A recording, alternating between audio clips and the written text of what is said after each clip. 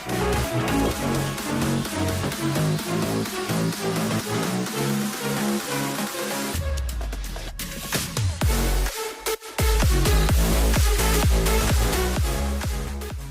guys, welcome back to Buckeye State Fishing. Today we're talking pre-spawn bass fishing. We're going to go over where to find them and how to catch them. So first we're going to break down what is the pre-spawn. Pre-spawn is the first of the three phases of spring. There's the pre-spawn, spawn, and post-spawn. Now, typically when water temperatures reach between 48 to 50 degrees, it starts things off. Things get moving, the fish start moving up, and it really starts the whole spawning process for all the fish in your waters. Now, fish all don't spawn at the same time, but they all start making the same transitions during this time of year.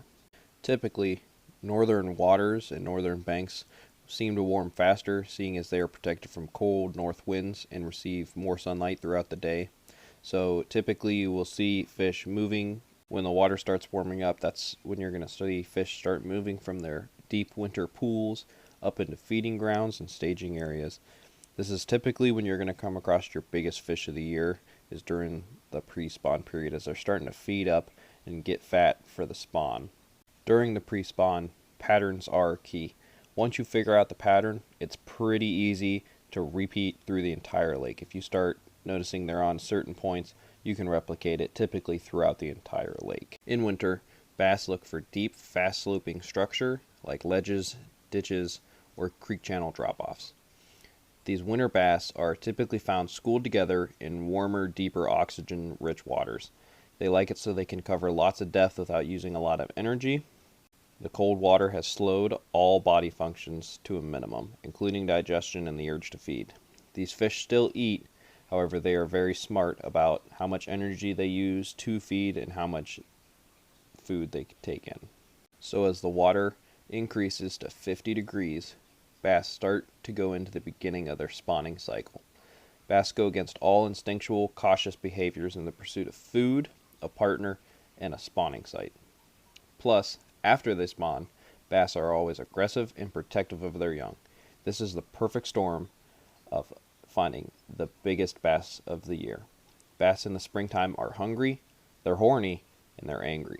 During the pre-spawn, bass move along ditches, creek channels, and ledges like trails, taking them towards shallow spawning flats. Along the way, they stage up in specific areas to adjust the temperature changes, the water depth changes, and the conditions in the lake. It doesn't happen instantly or overnight. It takes bass time to adjust and to feed to prepare for the spawn. The spawn takes a whole lot of energy, and the bass know that, so they like to feed up so they know that they are ready to reproduce and bring in the next generation. Now, if a cold front comes through while they're moving up, it's just going to slow things down. They won't really go far. They'll typically just hang tight to the cover where they are, whether they're staged on a main point or a secondary point. They'll just typically stage where they are and hunker down, or they might move slightly deeper or back to where they were just before they moved up, but they typically won't go far. They'll just wait it out, wait for a few stable days, and then they'll continue moving forward. The first stop bass typically make on their way from the deep winter pools back to the spawning flats are main lake points. These are the mouths of bays and creek channels that run all the way to the back of spawning flats. Look for points with man-made riprap or chunk rock and boulders. If you know there's a submerged rock pile or some other kind of structure down there, maybe an old road bed, you're going to want to target those areas. Now, don't forget to check funnel areas, such as cuts under roads or bridges. Now, those are like fish highways. That's the only way they can get back there, and they all have to funnel through there. And some bass will sit on the outside and wait to ambush prey as they go through these funnel areas. So don't forget to heavily check those and make some casts. Now, the second stop is secondary points. These are the points inside of bays that are protected from the main lake. Now, what you're going to want to look for is look for cover running shallow to deep, like trees, piling, docks, stump fields. Look for any kind of abnormal structure, maybe where the bottom changes. Maybe you can see some chunk rock that goes to almost like a pea gravel size or something like that. Also, don't be afraid to use your graphs to see any kind of abnormalities on the bottom that you can't see above the surface. The fish will hang tight to any kind of abnormalities they see. And finally, guys, we're looking at shallow flats for these spawning bass. Hard bottoms are typically what they're looking for, but bass will spawn anywhere they see fit. So that even includes soft, muddy areas. They'll spawn on top of stumps. They'll spawn on pads. They'll spawn in root clusters. Bass will spawn literally anywhere that they think they can make a suitable bed to help raise their young. Bass will even make their beds in 12 to 18 inches of water because it warms much faster, and they use the heat from the sun to help incubate the eggs and help the young grow. Now, this doesn't mean they won't do any deeper. Typically, you won't see bass go any deeper than 10 feet. However, water clarity and water temperature really affects this. So you got to look at the big picture and not just each individual part. If you look at the big picture, it'll help you to develop a pattern and to figure out where these fish are. Okay guys, first we're going to talk about some baits to throw in late winter. Now maybe you guys got out on the lake and you're trying to fish a pre-spawn pattern but you're not finding any fish. It could be you're just a little too early and these bass are still tucked in their deep winter pools, so we're going to talk about some baits for late winter.